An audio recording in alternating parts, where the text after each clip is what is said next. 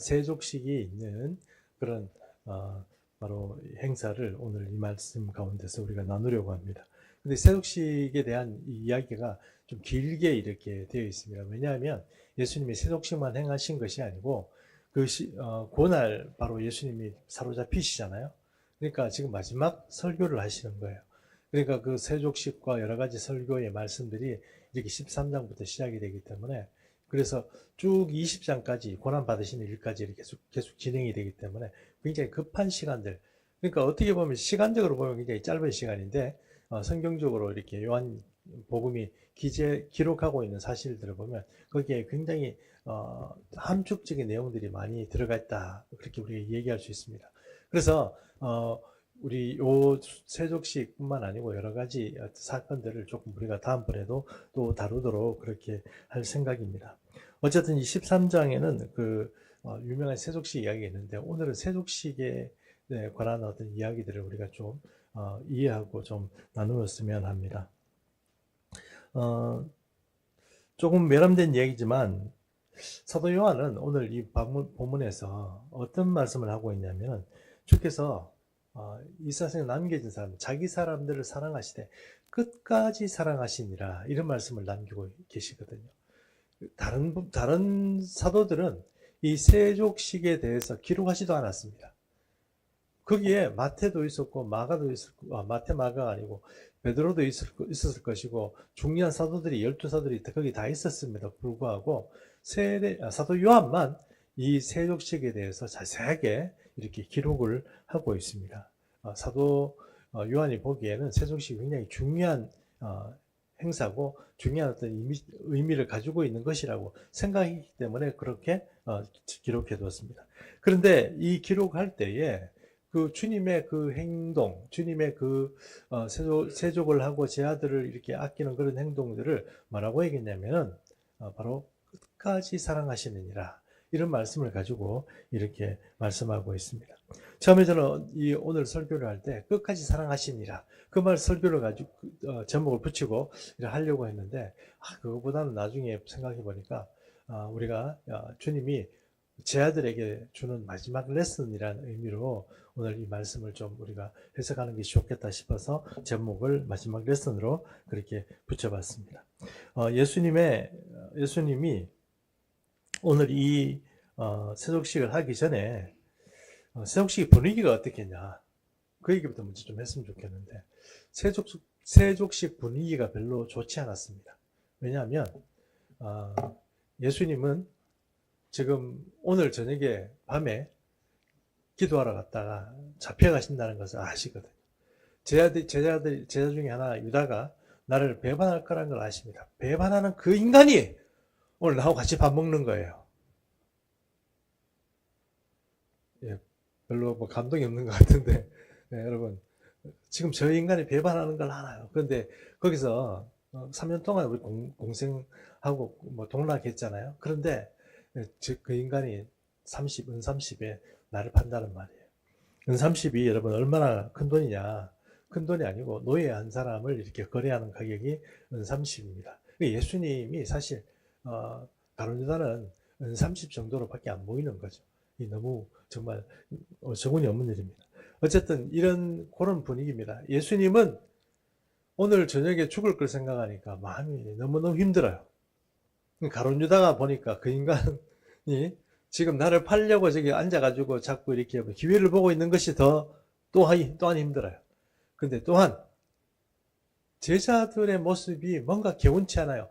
뭔가 이렇게 좀 정말 충성스럽고 신실하고 그랬으면 좋겠는데, 제자들도 뭔가 분위기가 안 좋습니다. 한마디로 예수님의 마지막 이 6월절 만찬이 분위기가 엉망이었습니다.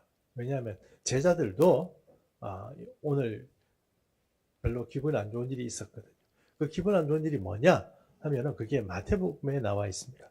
마태복음 20장 17절에서 19절 좀 읽으십시오. 예수께서 예루살렘으로 올라가려 하실 때에 12 제자를 따로 데리시고 길에서 이르시되, 보라, 우리가 예루살렘으로 올라가노니 인자가 대제사장들과 서기관들에게 넘겨지매 그들이 죽이기로 결의하고 이방인들에게 넘겨주어 그를 조롱하며 채찍질하며 십자가에 못 박게 할 것이나 제3일에 살아나리라. 예, 예수님은 지금 제자들 12제자만 있잖아요. 12제자만 자 이렇게 분리시켜가지고 그 제자들에게만 얘기하는 거예요. 야, 내가 오늘 우리가 올라가면 여기 6월절에 잡혀가지고 서기관들하고 이런 사람들이 나를 잡아가지고 죽일 거다. 근데 걱정하지 마. 3일 만에 살아난다. 그 얘기를 했거든요. 그렇죠? 예, 그 얘기를 했습니다. 근데 여러분, 우리가 이 성경 말씀을 쭉 이렇게 우리가 지금까지 이렇게 공부를 해오지만 그 말을 곧이곧대로 듣는 제자들은 아무도 없었어요. 제자들은 완전히 예수님이 뭐라고 가든지 지금 내가 생각하고 있는 거기에 지금 천착이 돼가지고 이 귀로 분명히 말씀을 따라 불러가지고 중요한 얘기를 했는데도 제자들은 어떻게 생각하냐면 예수님 죽는다다. 야, 큰일 났네. 이게 아니고 어떻게 생각합니까? 뭐 죽든지 말든지 우리는 이번 기회에 이거 지금 예수님이 딱 왕으로 등극하고 우리는 완전 이번에 장관 이제 전부 다 이제 취임한다. 이런 욕심 가지고는 다 있는 거예요. 그 제자들뿐만 아니고 제자 12제자들만 불러서 주님께서 말씀하셨지만 그 제자를 넘어 있는 또 확장된 제자 공동체가 있잖아요. 어머니부터 시작해서 또 이모들하고 다 이렇게 돼 있고 여러 이렇게 예수님을 따라 붙이는 제자들을 따라 붙이는 공동체가 크게 있잖아요. 그 공동체 사람들도 다 마찬가지인 거예요. 이번에 6월달에 예수님께서 올라가시면 왕으로 등극하고 우리는 다 한자리 할 거다. 그런 생각밖에 다 없는 거예요. 예수님이 얘기하는 것과 예수님이 나는 내 죽는다 이번에 이렇게 얘기해도 관심이 전혀 없는 거예요. 그러니 여러분 6월절 만찬하는데 야, 예수님이 이번에 정말 죽는다고 그러는데 정말 마음이 얼마나 힘들까 그런 생각하는 인간들은 아무도 없는 거예요. 그런 사람 아무도 없는 거예요. 또 그게 보면 또 어디에 또 나타나냐면 마태복음 그 아까 말씀에 조금 이어서 마태복음 13장 20절에서 21절 좀 읽으십시오. 그때 세베대의 아들의 어머니가 그 아들들을 데리고 예수께 와서 절하며 무엇을 구하니 예수께서 이러시되 무엇을 원하느냐 이르되 나의 이 두 아들을 주의 나라에서 하나는 주의 우편에 하나는 주의 좌편에 앉게 하소서. 여기 뭐 세베대의 두 아들이 뭐냐면은 야고보와 요한이거든요. 이 사람들 별명이 뭐냐면 우리의 아들, 우리의 아들. 이 두 사람이 났으면 뭐 천둥 치는 것 같고 막 얼마나 야단스럽고 그런지 성경에 이렇게 기록을 해뒀어요. 우리의 아들, 세베대의 두 아들이. 이 세베대의 두 아들이요. 그 엄마가 누구냐면 살로메예요, 살로메. 엄마가 살로메거든요. 성경 학자들 중에는 살로메가 엄마가 아니고 엄마가 아니다 이렇게 말한 분이 계시는데 살로메는 마리아의 언니 동생이 돼요. 그러니까 자매니까 예수님으로 보면 살로메가 누구냐면 이모예요. 이모. 그러면 이 세베대의 두 아들은 예수님으로 보면 뭡니까? 이종 사촌이죠. 이종 사촌. 이종 사촌이에요. 그러니까 이모의 자녀들인 거예요. 이 두 아들이. 이 두 아들이 있다고 하는데 예수님이 지금 예루살렘에 입성하려고 하는 그 직전에 이 살로메의 이모가 찾아왔어요. 찾아와가지고 뭐 좀 부탁할 게 있다 이렇게 된 거예요. 그래서 예수님이 뭡니까? 이렇게 물어봤어요. 사람들이 있는데 이 살로메 이모가 지혜롭지 못하게 뭐라고 얘기했습니까? 야고보 요한이 있잖아요. 그러면 하나는 당신의 우편에, 당신은 하나는 또 좌편에. 그러면 우의정, 좌의정 우리가 흔히 말하는 그죠? 그걸 다 하겠다는 거 아닙니까? 최고의 관직을 누가 하겠다고요? 이 두 아들이 하겠다는 거 아니에요. 근데 사실 이거 반칙이죠. 쟤들 언제 예수님이 딱 알아서 해야 되는데 갑자기 이모가 나타나가지고 조카야 이거 이렇게 좀 해라. 그리고 성경 말씀을 보면은 이렇게 명하게 하소서 이렇게 돼 있습니다. 명하게 하소서. 그러니까 이 사람들 뭐예요? 이모의 권력으로 어떻게 누를 붙이고 누르는 거죠. 여기 좀 명해라 얘기는 뭡니까? 지금 두 사람 저기 하라는 거예요. 저 부탁한다 이게 아닙니다. 이해하시죠? 예, 부탁한다 이게 아니고 조카야 얘는 얘 여기는 여기 알지? 딱 이렇게 못 박는 거예요. 예수님이 얼마나 힘들었겠어요. 여러분 이모가 3년 6개월 동안 예수님이 사역할 때 따라다니면서 공양했습니다. 물론 두 이동 사촌 둘이도 얼마나 예수님에게 헌신하고 충성했는지 모릅니다. 그러나 이 막판에 그들은 정말 대단한 오해를 하고 예수님이 안 그래도 십자가 지신다고 마음이 어려운데 거기다 대놓고 지금 딴 말씀을 하시는 겁니다. 제자 공동체 전체가 이상한 분위기에 지금 휩싸여 가지고 주님의 뜻과는 상관이 없는 방향으로 지금 가고 있는 겁니다. 근데 여러분 그 자리에서 이 두 사람은 기분이 좋았을 거예요. 누구? 야고보와 요한은. 그 나머지 10제자들은 어떻습니까? 기분 나쁘죠? 야, 진짜 뭐 끈 없는 사람 못 살겠네. 백 없는 사람 못 살겠네. 이런 소리 안 나오겠냐는 거예요. 위에서 낙하산 타고 내려오겠다는데 그 중에서 제 아들 중에 누가 제일 기분 나빴을까요? 아무래도 베드로 아니겠습니까? 내가 수석지자인데 내가 제일 높아야 되는데 나부터 먼저 딱 이렇게 정하고 그 밑에 제 아들 뭐 이렇게 하는 건 괜찮은데 나를 제끼고 뭐 야고보 요한이 막 올라가? 이거 진짜 기분 나쁜 거죠. 예, 그러니까 이 기분이 굉장히 안 좋은 상태로 지금 제자 공동체가 바로 예수님과 마지막 만찬을 지금 하고 있는 겁니다. 그러니 여러분 어떤 일이 벌어지느냐? 유대 공동체는 여러분 아시는 것처럼 식사하기 전에 씻고 들어가잖아요. 특별히 밖에서 야외 활동을 하고 실내에 들어가면 반드시 발을 씻게 되어 있습니다. 손발을 씻게 손은 물론 씻어야 되지만 발을 씻습니다. 먼지가 많기 때문에 슬리퍼 신고 다니는데 먼지가 그러면 많지 않겠어요. 그리고 씻어야 되거든요. 근데 이 만찬을 하는 이 사람들 지금 씻었습니까? 안 씻었습니까? 안 씻었죠. 안 씻고 그냥 밥 먹는 겁니다. 지금 분위기가 어때요? 밥이 맛있게 먹자 뭐 이런 분위기가 아닌 거 아시겠죠? 서로 생각이 전부 다 지금 뭐 괘씸한 생각, 온갖 생각들이 다 사로잡혀가지고 제 아들이 지금 예수님을 발 씻을 물도 안 내주고 발 씻을 물도 안 내주는 얘기는 그 사실 누가 수석인 베드로가 챙겨야 되거든요. 수석인 베드로도 안 챙기고 다른 제 아들도 뭐 전부 발 안 씻고 막 그냥 모여가지고 그냥 꾸역꾸역 모여서 밥을 지금 먹고 있는 상태다. 이렇게 우리가 이해할 수 있다는 것입니다. 이런 일 때문에 이 6월절 만찬이 엉망이 되어가고 있는 상황에서 예수님은 참 그 제 아들을 바라보면서 여러 가지 생각이 드실 겁니다. 여기 보면은 이제 제 아들과 이제 마지막 밤이잖아요. 마지막 밤인데 제 아들의 어떤 그 심리적인 상태나 어떤 상태를 보니까 3년 6개월이나 우리가 여러분 같이 동고동락하고 이렇게 훈련을 받았으면 좀 성숙해야 되지 않을까요? 제자도라는 게 뭐예요? 제자를 만드는 거잖아요. 그러면 그 정도 훈련 받았으면 사람이 성숙해야죠. 어떻게 옛날하고 똑같고 뭐 조금 자기 마음에 안 든다고 그래서 뭐 예수님은 뭐 무슨 꼬다난 보루자루처럼 그렇게 생각하고 내 기분 나쁘다고 막 제껴버리고 그런 어떤 지금 이 표현은 미안합니다만 만행을 제 아들이 보이느냐 하는 거예요. 예수님이 이 사람들을 보면 어떤 생각이 듭니까?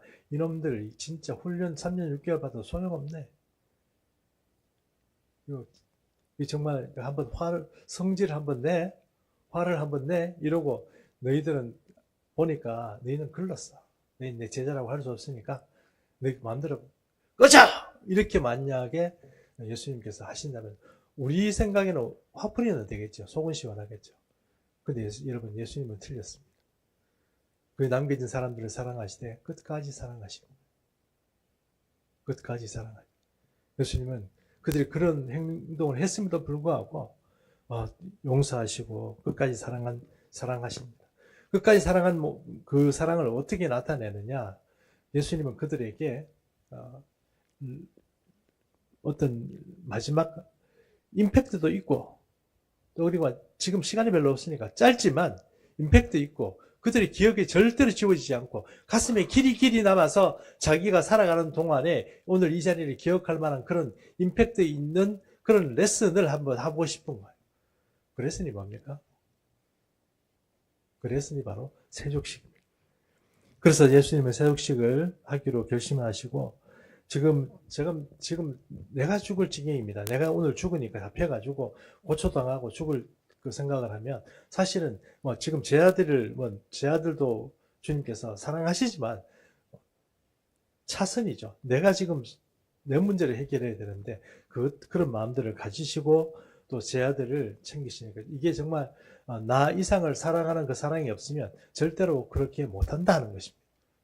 예수님이 제 아들을 챙겨서 지금 세족식을 하게 되는 것입니다.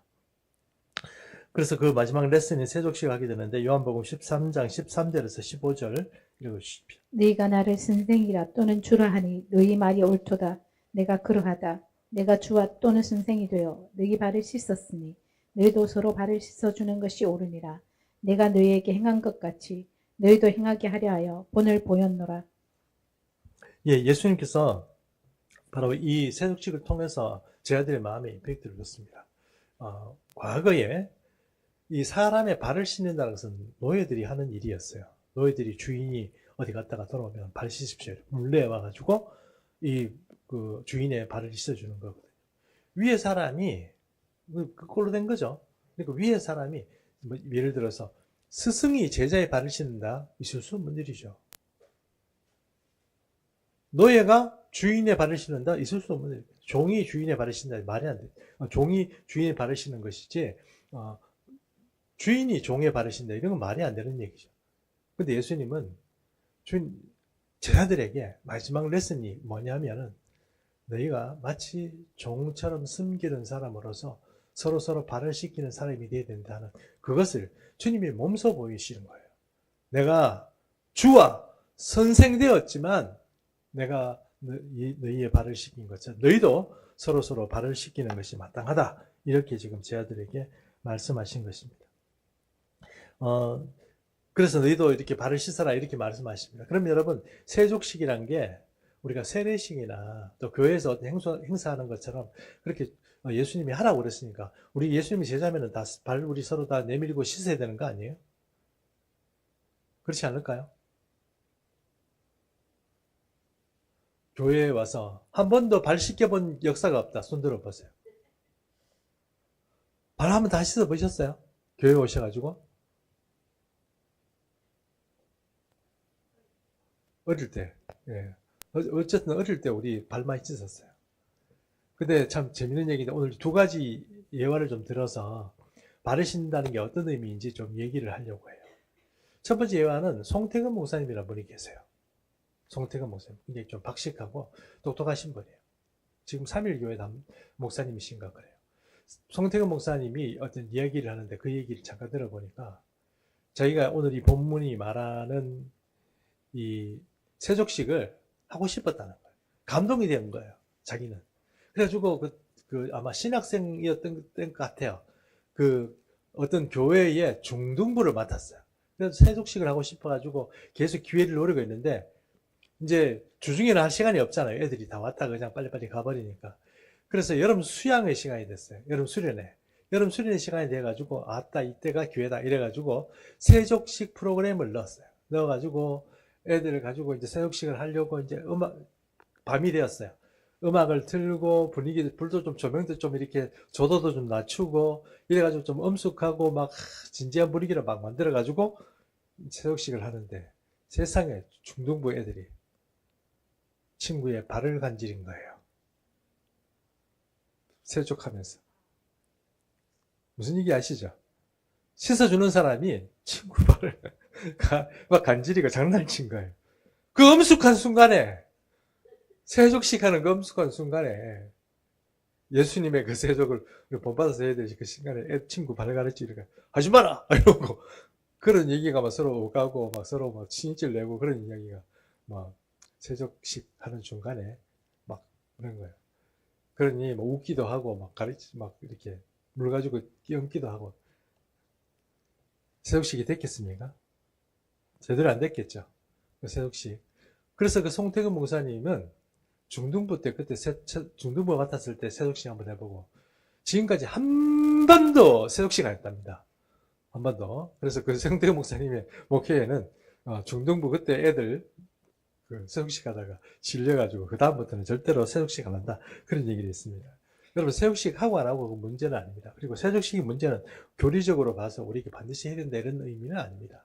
근데 주님은 제 아들에게 제자도에 아주 깊이 있는 그것들을 그들의 가슴 속에 새기고 싶었어요.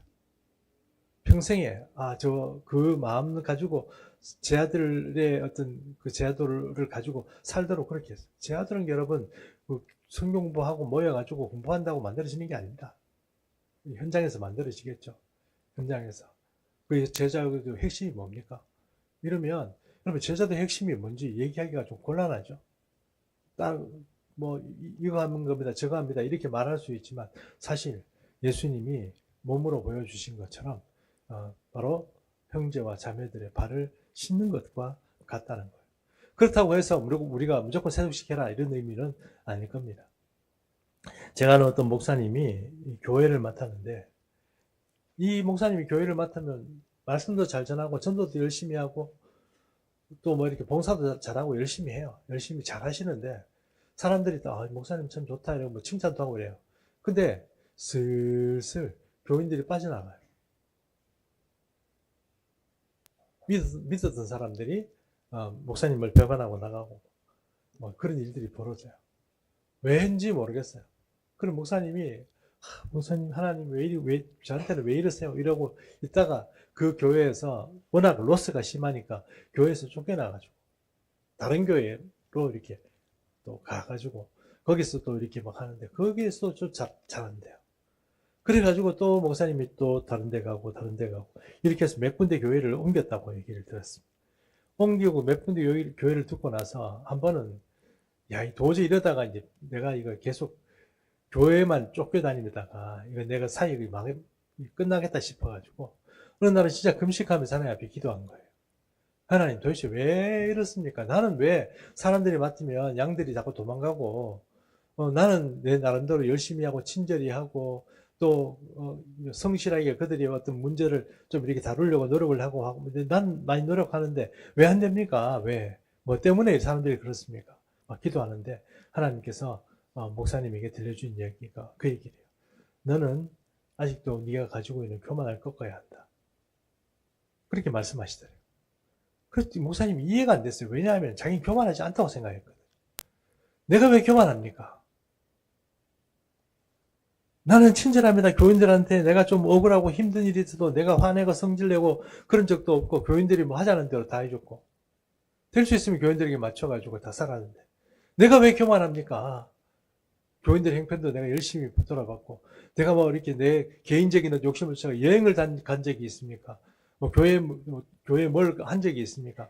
그렇게 성실히 했는데 어떻게 나보고 교만하다고 그렇게 도저히 이해가 안 가네. 내가 왜 교만한지 몰랐네. 그러다가 가만히 생각해보니 그래도 하나님께서 이렇게 말씀하실 때는 이유가 있겠지 싶어가지고 교회에 이렇게 보니까 교인들이 교회 봉사하기를 싫어해요. 섬기기를 싫어해요. 시간 아깝죠. 뭐 이렇게 뭐 하는 수고하는 거 아깝고 뭐 그런 게 아까운 거죠. 그러니까 교인들이 하기 싫어하는 거예요. 목사님이 가만히 보니까 제일 안 되는 데가 교회 화장실인 거예요. 그래서 뭐 교만하다고 그랬으니까 내가 딴 거는 못하겠고 화장실을 청소해야지 이러고 목사님이 계속 화장실을 청소한 거예요. 그래서 소문이 났어요. 소문이 났는데 어떤 일이 벌어졌냐. 결과가 나 같은 교인이 돌아오는 거예요. 나 같은 교인이 돌아오고 또 사람들이요 예전처럼 하기 싫어가지고 억지로 하고 뭐 너는 무슨 구역 이래가지고 임무를 줘가지고 안 하면 왜 안 했냐 전화하고 막 이런 게 아니고 스스로 알아서 자원하는 마음으로 봉사하기 시작하더라는 거예요. 또 하나 그렇게 되고 나니까 좋은 소문이 날 거 아닙니까? 그래서 교회가 드디어 마이너스가 아니고 플러스가 되어가지고 교회가 이렇게 성장하게 되는 그런 결과를 보고 그렇게 간증하는 이야기를 들어봤습니다. 오늘 이 본문 가지고 우리가 조금 잘못 이해할 수 있는 소지가 있습니다. 그게 뭐냐면은 세족식을 잘못 이해하는 겁니다. 요한복음 1장 13장 8절에서 10절 좀 읽어주십시오. 베드로가 이르되 내 발을 절대로 씻지 못하시리이다. 예수께서 대답하시되 내가 너를 씻어 주지 아니하며 내가 나와 상관이 없느니라. 시몬 베드로가 이르되 주여 내 발뿐 아니라 손과 머리도 씻어 주옵소서. 예수께서 이르시되 이미 모욕한 자는 발밖에 씻을 필요가 없느니라. 온몸이 깨끗하니라. 너희가 깨끗하나 다는 아니니라 하시니. 예, 오늘 이 말씀을 보면서 베드로가 이런 생각을 했어요. 베드로가 잘 미안하잖아요, 예수님한테. 지금 예수님 발을 씻겨야 되는데, 오히려 지가 지금 발을 씻김, 이렇게 당하고 있으니까 좀 미안할 거 아닙니까? 안 됩니다! 막 이렇게 야, 너 지금 안 받으려고 그러면 나하고 상관없어? 이러니까, 그러면 기왕이면 주신 김에 손도 씻고, 머리도 씻고, 맞죠? 그렇게 다 아직 씻겨주셔야 되니까 예수님께서, 야, 원래 씻은 사람들은 그렇게 씻을 필요가 없어. 발만 닦으면 돼. 이렇게 말씀하시고. 예, 여러분, 이거 가지고도 여러 가지 말할 수 있습니다만, 제가 뭐 그냥 단적으로 세족식이라는 그 의미를 가지고만 얘기를 한다 그러면, 여러분, 세족식 한다고 해서 죄가 씻기는 게 아닙니다. 물론 요 말씀을 가지고 다르게 조금 해석할 수는 있지만, 세족식 한다고 죄가 씻어지지는 않습니다. 그럼 제가 오늘 손연아 집사님이 앞에 계신데, 손연아 집사님 발을 내밀어 세렸으면 손연아 집사님이 죄가 씻어집니까? 죄가 씻어지지는 않습니다. 죄 씻음의 문제는 아니에요. 그럼 무엇이 문제입니까? 서로 발을 씻기라고 그랬잖아요. 서로 죄를 밝혀내가지고, 그러면 죄를 어떻게 깨끗하게 뭐 하기 위해 가지고 왜 이렇게밖에 못해 당신 신앙생활이 왜 이래 이렇게 지적질 해가지고 뭐 그 사람을 고친다 이런 말인가요? 그런 의미도 아닙니다. 저는 이 말씀을 묵상하다가 옛날에 제가 참 이렇게 좋아했던 찬양 중에 이런 찬양이 있습니다. 왜냐하면 저도 너무 허물이 많고 또 죄도 많고 이랬고 또 제 주변에 있는 사람들도 뭐 저와 비슷하게 하는 짓을 보니 뭐 거룩하고 신실하고 진실한 그런 사람들은 없는 것 같고. 그래 여러분, 제가 찬양 하나를 제가 지금 부를 텐데 너무 짧아가지고 뭐 반주할 필요도 없고 그냥 제가 불러보겠습니다. 여러분 아마 저번에 옛날에 들으셨을 것으로 생각합니다. 내가 아직 죄인 되었을 때 주 날 사랑하셨으니 나도 형제의 잘못과 부족함 용서하기 원해요. 주님은 나의 죄와 허물 모두 사해 주셨으니 나도 자매의 모습 있는 그대로 사랑하기 원해요. 여러분 생각해 보십시오. 우리가 사람이 자기가 상대적으로 평가받을 때가 언제냐면 취직하고 이럴 때도 있지만 결혼할 때입니다. 될 수 있으면 내가 상대에게 좀 매력 어필을 하고 내가 가지고 있는 좋은 장점 이런 것들이 상대에게 이렇게 좀 어필이 됐으면 좋겠지만 또 나는 그 상대가 뭐 알지 못했으면 하는 그런 어떤 이야기들을 내 속에 이렇게 숨겨가지고 있습니다. 결혼 현장에 둘이가 나타났는데 30년 정도 서로 살았던 사람이에요. 서로 이렇게 뭐 살다가 왔는데 30년 동안 아무 죄도 없이 깨끗하게 살았던 사람이 나타났을 리는 없잖아요. 성장 과정에서 여러 가지 죄도 지었을 것이고 허물도 있고 그런 모양으로 서 있을 거 아닙니까? 제가 결혼할 때 좀 됐을 때 우리 집사람 만나가지고 이만하면 됐다 이런 생각도 들었지만 조금 미안한 생각도 좀 많이 들었어요. 이 상태로 어떻게 내가 결혼을 한단 말이지? 이렇게 못된 짓도 많이 해놓고 그런 생각이 좀 들었어요. 그리고 이 찬양 부르면서 제가 제 스스로가 좀 치유가 받았어요.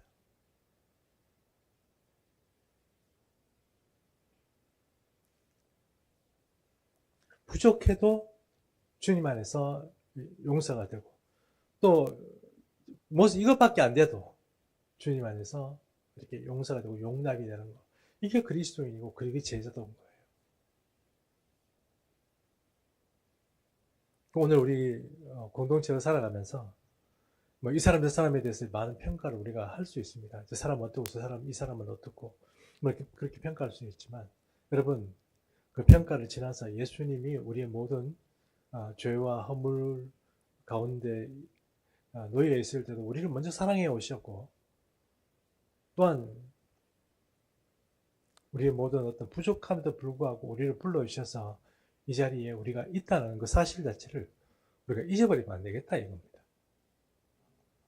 오늘 보니까 예수님이 1절 말씀에 세상에 남은 자기 사람을 사랑하시되 끝까지 사랑한다고 이렇게 말씀하셨습니다. 세상에 남은 자가 누구입니까? 첫 번째는 예수님의 제자들이겠지. 12제자들. 그리고 또 어떤 사람들이겠습니까? 그 확장된 보면은 또 예수님을 사랑하고 추종했던 또 다른 많은 공동체에 예수님을 추종했던 제자들, 그런 제자들이라고 할 수 있습니다. 그리고 오늘 우리 시대에 바로 예수님의 부름을 받은 우리라고 할 수 있습니다. 정말 미안한 얘기지만 교리적으로 얘기하는 사람들은 예수님을 처음 믿고 나면 아무 죄도 없고 뭐 부족함도 없고 그냥 무슨 죄를 지어도 괜찮다고 이렇게 얘기하는 분이 계시냐. 그거는 뭐 새빨간 거짓말입니다. 우리는 여전히 죄성이 있고 여전히 세상 살아가면서 주님 보시기에는 한심한 짓을 하고 다니고 있습니다. 성질머리는 더럽고 또 별로 돈도 없고 뭔가 세상적으로 보면 뭔가 좀 박하고 뭐 별로 이렇게 삶 자체가 빈궁하고 뭐 그런 모습들이 우리에게도 없어졌으면 좋겠고 정말 막 그냥 깨운하게 천국 가는 것처럼 있었으면 좋겠는데 우리에게 그런 불편한 진실들이 우리 삶에 더덕더덕 붙어 있습니다. 띄어버리고 던져버리고 싶지만 던져지지 않습니다. 그것이 현재 우리 모습입니다. 그리고 또한 3년 6개월이나 예수님과 함께 동고동락하면서 귀신도 쫓아내고 질병도 고쳤지만 여전히 한 자리 읽을 것 때문에 노심초사하고 기분이 굉장히 상해에 있는 제자들. 그 제자들의 모습이나 우리나 별로 다를 게 없다. 저는 그렇게 우리가 말할 수 있다고 생각합니다. 그런 제자들, 그런 사람들을 주님은 사랑하시되 부족하다 넌 부족해. 넌 덜 됐어. 넌 더러워. 이렇게 말하는 게 아니고 끝까지 사랑하시고 우리를 지키시기 원하는 것이 주님의 마음이라는 것입니다. 이 제자도 우리도 형제가 자매가 부족해 보이고 참 없어 보여도 여러분 예수님의 그 마음 가지고 우리도 발을 씻기는 마음으로 교회와 또 우리 주변에 있는 공동체에 헌신하고 충성하는 그런 은혜가 있게 되기를 축복합니다. 기도하겠습니다. 사랑의 주님, 주님의 사랑을 다시 한번 생각해 봅니다. 하나님 이 시간 오늘 예수님이 세족식에 대해서 예수님이 하신 세족식에 대해서 우리가 한번 살펴보았습니다. 주님 다른